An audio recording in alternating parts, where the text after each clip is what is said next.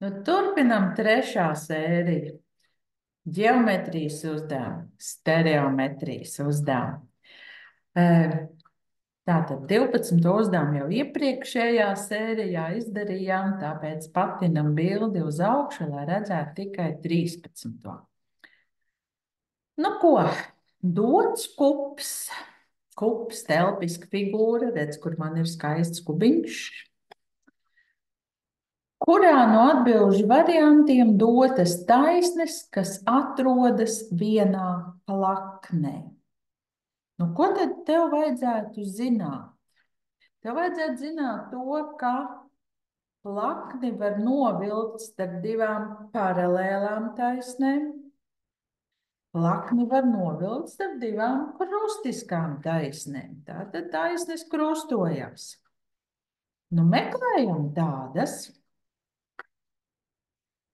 Skatāmies mūsu telpiskajā zīmējumā. K1M un L1N. Jautājums. Vai šīs taisnes krustojas? Ja jau paralēlas acīm redzam, tās nav.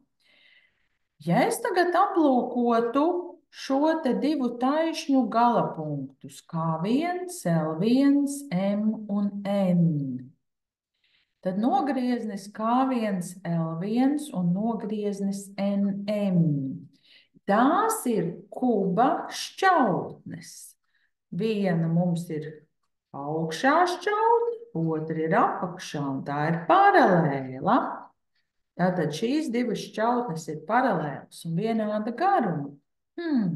Bet ja kaut kādam četrstūrim divas pretējās malas ir vienādas un vienāda garuma, tad tas ir paralēlograms. Nu, mūsu gadījumā tas vēl būtu arī taisnstūris, bet uzdevums jau nav par to, lai es tagad pierādu, kas tā ir pa figūru.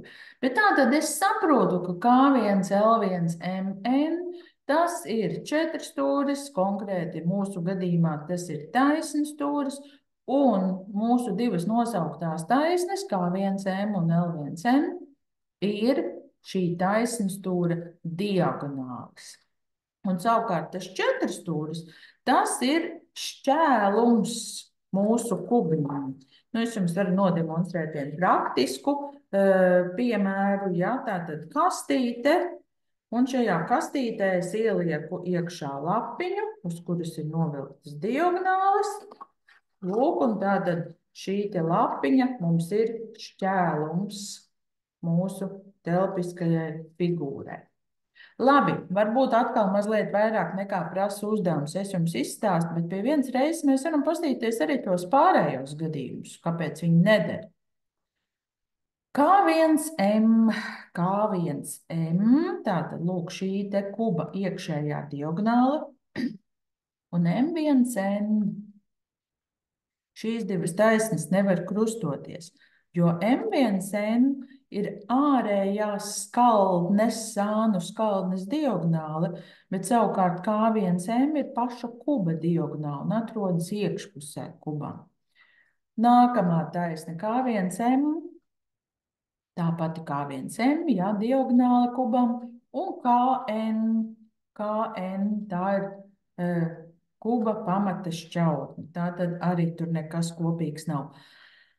Un K1M, tā pati kuba diagonāle, un L1L, arī te nekā kopīga nav, tās sauc par šķērsām taisnēm, jo atrodas pilnīgi dažādās plaknēs.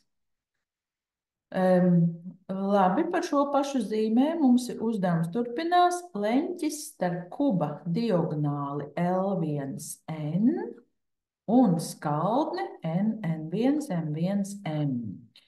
Tu drīksti zīmējumā pats sev lietot arī kādu krāsainu zīmolīti un viegliņām iesvītrot. Tev neviens par to nevar sodīt. Ja? Tāpēc tu vari iezīmēt krāsainu šo te diagonālīti un viegliņām izkrāsot arī doto skaldni. N1, M1, M. Tātad lūk šī te skaldne. Mums prasa atrast leņķi starp šo taisni un šo skaldni. Tagad nu es runāšu ar tādiem īsti ģeometrijas terminiem. Šo te taisni, kas ir novilkta pret plakni, viņa neatrodas pati plaknē. Viņa nav novilkta perpendikulāri pret plakni. To sauc par slīpni. Slīpi novilkta taisne. Ja man ir jāatrod leņķis starp šo slīpi novilkto taisni un plakni, tad pirmais, ko man vajag izdarīt, man vajag atrast no tā punkta, no punkta, kas atrodas uz šīs slīpi novilktās taisnes, bet nav tajā plaknē. Man vajag atrast zīmējumā, kurš ir perpendikuls no tā punkta L1 pret šo te plakni. Tātad perpendikulāri novilkts nogrieznis. Tā kā es zinu, ka man ir dots kubs, un kubam visas skaldnes ir kvadrāti, tad lūk, šeit aizmugurē ir kvadrāts, un tas nozīmē, ka tur ir taisnas leņķis. Šeit augšā ir kvadrāts, tas nozīmē, ka šeit ir taisnas leņķis. Tas nekas, ka neizstāst. Tas ir telpas zīmējums, leņķu lielumi nesaglabājas. Un ja jau es esmu atradusi, ka starp L1, M1 un šo te plakni man te ir divi taisni leņķi, tad lūk L1, M1, tas ir perpendikuls pret plakni, ja? L1, M1 ir novilkts perpendikulāri pret šo te plakni, N1, M1, M. Atceries, ka plakni, kad nosauc, pietiek ar 3 burtiem, 4. nemaz nav jāraksta. Tā tad perpendikuls man ir, slīpne man ir. Nākamais man ir jāatrod slīpnes projekcija plaknē. Tātad ir slīpne, un slīpnes projekcija ir tas nogrieznis, kurš savieno šo te punktu, kas slīpajai taisnai atrodas tajā prasītajā plaknē, tātad N pieder plaknei, un augstuma tas punkts, kas pieder tai plaknei. Ja es šos te divus punktus savienošu, es iegūšu slīpnes projekciju. Tātad slīpnes L1 N projekcija dotajā plaknē ir nogrieznis M1 N. Nu, un tad leņķis starp slīpni un plakni ir leņķis starp slīpni un slīpnes projekciju. Šis dzejolīts jāiemācās. Leņķis starp slīpni un plakni ir leņķis starp slīpni un tās projekciju plaknē. Tātad leņķis starp slīpni un tās projekciju plaknē. Tātad tas ir lūk šis te leņķis. Un ja tev ir uzdevums, kurā tev prasa uzzīmēt to leņķi, tad tu ne tikai uzzīmē, bet arī blakus uzraksti šo te leņķi, nosauc ar 3 burtiem. Par laimi šeit tas nav jādara, jo mums ir dots testa veidā jautājums. Tātad L1, N un M1. L1, N un M1, tā ir atbilde C. Ja, bet vēlreiz uzsver, ja tev ir uzdevums, kur tev prasa uzzīmēt šo leņķi, tā tad it kā ievilkt lociņu, ar to ir par maz. Citreiz tā pildspalva ir resna, tā roka nodrabina, iedomājies, tu visu zīmē ar pildspalvu. Un kā tu izdzēsīs? Nu, nekādīgi, ja? Tāpēc šo te leņķīti vienmēr tad arī blakus zīmējumam nosauc, lai labotājs zina, cik tu esi gudrs un ka proti šādu te leņķi atrast. Nu, labi, es tur atkal daudz runāju. Dodamies pie uzdevuma numur 14. Nodzēšam nost un skatāmies, kas tad mums šeit ir. Regulāras 4-stūra prizmas. Tālāk nemaz nelasu, padomāju vispirms, ko nozīmē regulāra 4-stūra prizma. Tas nozīmē, ka pamatā ir regulārs 4-stūris. Un tas nozīmē, ka tas ir kvadrāts, jo regulārs 4-stūris ir tas, kuram gan malas, gan leņķi ir vienādi. Un tāds ir tikai kvadrāts. Rombam būtu vienādas visas malas, bet leņķi nebūtu vienādi. Tāpēc vienīgais regulārais 4-stūris ir kvadrāts. Nu, tātad pilnas virsmas laukums. Pilna virsma, tas bija visa sānu virsma. un abi pamatiņi. Ja mēs nokrāsot šo prizmu, tas nu būtu pilnas virsmas laukums. Tātad pilnas virsmas laukums ir 66 kvadrātcentimetri, bet sānu virsma, atgādinu vēlreiz, ka sānu virsma ir visa sānu virsma. Ja, visu sānu skaldņu laukumu summa. Ja, nejauc, parasti ir bērni, kur domā, ka tikai tas viens taisns stūrīts ir sānu virsma. Tā nav taisnība. Un tātad visas sānu virsmas laukums ir 48 kvadrātcentimetri. Aprēķina prizmas pamata laukumu.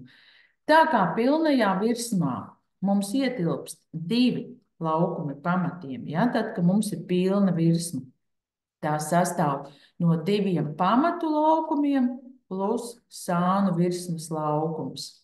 Tad es tagad, ja zinu pilno virsmu, kas ir 66, un zinu sānu virsmu, tad man vajag atņemt no 66, 48. Es dabūšu tos 2 pamatu laukumus un dalīšu to ar 2. Tātad laukums pamatam, rakstīšu jau tālāk ar skaitļiem, ir no visas pilnās virsmas, noņemu nost sānu virsmu un to visu dalu ar 2. Nu, un tātad atņemot mums sanāk 16 un dalot, piedodiet, 18. 18 un dalam to ar 2 un sanāk 9 kvadrātcentimetri. Tas ir viena pamatlaukums. Tālāk mums saka aprēķini prizmas pamata malas garumu. Nu, jau sāku justies kā mazajās, negluži mazajās klasītēs, bet pamatskolas klasītēs. Tā kā pamats mums ir kvadrāts, un kvadrātam visas malas ir vienādas, un laukumu kvadrātam rēķina mala kvadrātā, nu tad pretējā darbība, ja es laukumu zinu, man ir jāvelk kvadrātsakne. Ja tas būtu algebras uzdevums, es te liktu priekšā plus mīnus kvadrātsaknē, bet šis ir ģeometrijas uzdevums, mēs strādājam tikai ar pozitīviem skaitļiem. Un līdz ar to pamata malas garums pasvītrojam, parādam, ka zinām, ja arī šo atbildīt pasvītrojam. Pamata malas garums ir 3 centimetri. Nu, gribu teikt tā, uzdevums ļoti vienkārši, tādu var atrisināt arī pamatskolas skolnieks. Ejam pie 15. uzdevuma. Un šeit nu būs līdzīgie 3 stūri. Nu ko, lasam uzdevumu, skatāmies, kas mums tur ir dots. Uz 3 stūra ABC malām AB un BC ir atlikti punkti K un L tā, ka BK attiecas pret BA 1:3 un BL attiecas pret BC ar attiecību 1:3. Tātad šīs te attiecības ir vienādas. Tas nenozīmē, ka šie nogrieži ir vienādi, bet viņu attiecības ir vienādas. Piemēram, nogrieži varētu būt BL2, BC6, jā, 2:6, tā ir 1/3, un šeit varētu būt 1,5 un 4,5. Un šī attiecība arī ir 1:3. Bet, nu labi, mūsu uzdevums nav uzminēt skaitļus, mūsu uzdevums ir izsināt. Es jau pateicu, ka uzdevums būs par līdzīgiem 3 stūriem, bet eksāmenā tev pašam tas ir jāiedomājas, ja? Un šis patiešām ir tāds interesants uzdevums, jo līdzīgajos 3 stūros parasti mums ir uzdevumi, kuros mēs 3 stūru līdzību varam pierādīt, izmantojot līdzības pazīmi, leņķis, leņķis. Nu, atgādināšu jums, kādas bija 3 stūru līdzības pazīmes. Tātad 2 3 stūri ir līdzīgi, ja pirmā pazīme, ja viena 3 stūra 2 leņķi ir atbilstoši vienādi ar otru 3 stūra 2 leņķiem. Pazīme īsumā saucas leņķis, leņķis. Otrā pazīme bija tāda, ja viena 3 stūra 3 malas ir atbilstoši proporcionāls ar otru 3 stūra 3 malām, tad 3 stūri līdzīgi.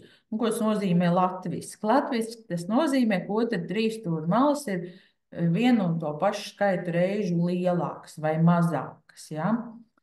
Nu, un tad trešā pazīme, ka ja viena trīsstūra divas malas ir atbilstoši proporcionāls otra trīsstūra divām malām, un leņķi starp šīm malām ir vienādi, tad šie trīsstūri ir līdzīgi. Nu, lūk, un te nu ir tā retā reize, kad ir jāizmanto pazīme mala, leņķis, mala. Jo šīs te divas dotās rindiņas mums saka, ka malas ir proporcionālas. Un es to varētu pierakstīt šādi, ka BK pret BA attiecas 1:3, BL pret BC attiecas 1:3. Tātad šīs attiecības ir vienādas. Tas nozīmē, ka malas ir proporcionālas. Un svarīgi ir tas, ka leņķis B, kas atrodas starp tām proporcionālajām malām, ir kopīgs abiem trīsstūrīšiem. Pie tam viņš ir pa vidu tām proporcionālajām malām. Tātad leņķītis B ir kopīgs leņķis abiem trīsstūriem. Un tas nozīmē, ka no šī te visa es secinu, ka tie divi trīsstūrīši mums ir līdzīgi. Trīsstūrītis KBL ir līdzīgs ar trīsstūrīti ABC. Un uzrakstam pēc pazīmes mala, leņķis, mala. Mums prasa aprēķināt tā mazākā trīsstūrīša laukumu. Tā kā mums ir dota attiecība 1:3, tad mēs sakam, ka šo trīsstūru līdzības koeficients,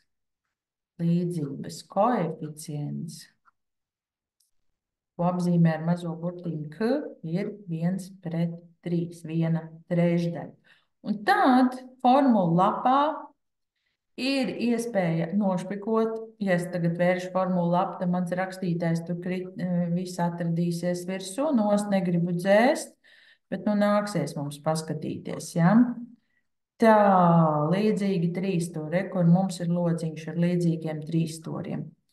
Redz, kur ir rakstīta tā malu attiecība, ka malu attiecību apzīmē ar burtiņu K, un tad ir teikts, ka šo trīsstūrīšu laukuma attiecība ir vienāda ar K kvadrātā.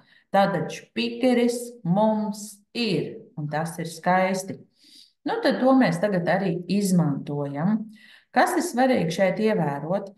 Kad tad, kad mēs rakstījām šo te malu attiecību, es ņēmu mazā trīsstūrīšu malu pirmo, un apakšā rakstīju saucējā lielā trīsstūrīšu malu.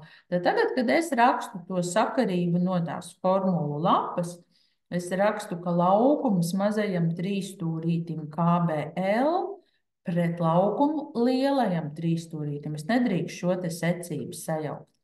Tas ir vienāds ar K kvadrātā. Tas ir tīri norakstīts no formulu lapas, es tikai pieliku klāt vēl trīsstūrīšu nosaukums. Mums ir dots trīsstūrim ABC laukums 7,2 kvadrātmetri. Tātad pārakstu šo te skaisto proporciju. Tā arī ir proporcija, te ir skaitlis 7,2 un koeficientu K kāpinot kvadrātā es iegūstu 1/9. Nu, tā kā tā ir proporcija, tad proporcijas pamata īpašība, ka reizinājumi pa krustiņu vienādi, tātad 9 reiz laukums trīsstūrim ir vienāds ar 7,2, un tad, kad es gribu laukumu aprēķināt, es ar to devītnieku izdalu. Līdz ar to laukums trīsstūrītim KBL ir 7,2 dalīts ar 9. Es izlaidu to rindiņu, to es izdomāju galvā, un tā tad sanāk, ka mums ir 0,8 kvadrātmetri. Laukums mazajam trīsstūrim 9 reizes mazāks. Šo uzdevumu varēja pierakstīt arī citādāk. Tas ir tikai viens no veidiem, kā to pierakst. Un tad ķeramies klāt pēdējam ģeometrijas uzdevumam pirmajā daļā. Un tas ir 16. uzdevums. Gribu teikt, arī šis ir skaists pamatskolas uzdevums. Tā, nu skatāmies. Galda virsmas modeli veido 3 figūras. 2 vienādi pusriņķi un taisnas stūris. Pirmais jautājums. Izmanto dotos izmērus un aprēķini pusriņķu rādiusu. Nu, tātad, paskatoties zīmējumā, mēs redzam, ka šī te nogriežņa garums ir 1200 mm. Tas ir diametrs riņķim, ja te būtu pilns riņķis uzzīmēts. Tas ir diametrs. Nu, un visi mēs labi zinām, ka rādījus ir puse no diametra. Tātad puse no diametra ir 600 mm. Teiks, kāpēc liela skaitļi un milimetri? Atceries, kā būvniecībā visus izmērus visur raksta milimetros. Tālāk. Aprēķina taisnas stūra malas. AB garumu. Tā, neredzu malu AB. Tā, interesanti. Aha. Jā, tas ir interesanti, kāpēc šeit ir pazuduši burti. Tad, acīm redzot, liekot internetā, viņi ir pazaudējuši šos te burtus, jo īstajā oriģinālajā eksāmenā, kas man stāv priekšā uz galda, šeit ir burti A un B. Labi, nu tā tad mums jāizrēķina AB garums, pavisam vienkārši arī uzdevums. Tad, ja jau mēs izrēķinājām rādījus, tad te kaut kur ir riņķa līnijas centrs. Šis ir rādījus, bet es jau arī šeit varu uzzīmēt, un tas arī ir rādījus. Un tagad, ja es uzzīmēju šeit pirmajā pusriņķī rādījus, un tagad pastamies. Te sanāk ir rādījus, te sanāk ir rādījus, un šis te pa vidu ir nogrieznis AB. Tātad AB garumu es varu aprēķināt no tiem 2600 mm, atņemot divus rādījusus. Nu, divi rādījus ir tas pats, kas viens diametrs, tātad 2600 atņemot 1200 ir 1400 mm. Nu, pavisam saulains un vienkāršs uzdevums. Trešais jautājums. Uzraksti skaitlisku izteiksmi. Lasam, ko no mums prasa. Nevajag pārcensties. Uzraksti skaitlisku izteiksmi, kas izsaka galda virsmas laukumus. Izteiksmes skaitliskā vērtība nav jāaprēķina. Tātad man jāuzraksta tikai darbība, kā es varu aprēķināt šī galda virsmas laukumu. Piemēram, gribu pirkt laku, dārgu laku, jāzina, cik daudz man viņu pirkt, lai neiztērētu lieki naudu. Ja saliek kopā divus pusriņķus, iegūstam vienu riņķi, vai ne? Un tas nozīmē, ka visa galda virsma, tātad laukums galdam, galda virsmai, sastāv no laukuma taisnstūrim, kas tur pa vidu ir, plus laukums riņķim. Nu, un tā tad taisnstūrim laukumu mēs rēķinam AB mala reiz diametrs. Malu AB mēs tikko izrēķinājām ir 1400, jāreizina ar diametru, kas ir taisnstūra viena mala. Plus es skaitu klāt laukumu riņķim, ja tu nezini riņķu laukumu formulu lapu attaisīsi, nošpikosi laukumu formulu. Tā ir pi reiz r kvadrātā. Pi reiz un rādījus mums ir 600 kvadrātā. Vai tev prasīja aprēķināt? Nē, tev prasīja uzrakst skaitliski izteiksmi. Un ja tev dzīvē reāli vajadzēs rēķināt, tad tu kalkulatorā spiedīsi pi, un viņš, gudrajā kalkulatorā pi, viņš jau pats uzreiz ieliek šo bezgalīgo iracionālo skaitli, ja? Pareizinās ar 3, 6 un 4 nullītēm, ja, vai arī spiedīs kalkulatorā izkāpināt kvadrātā un pieskaitīs šo reizinājumu. Bet, ja tev eksāmenā prasa uzrakstīt skaitlisku izteiksmi, tad nevajag aiztikt kalkulātoru. Sarunāts? Labi, nākamajā daļā stāstīšu kombinatoriku un varbūtību teoriju.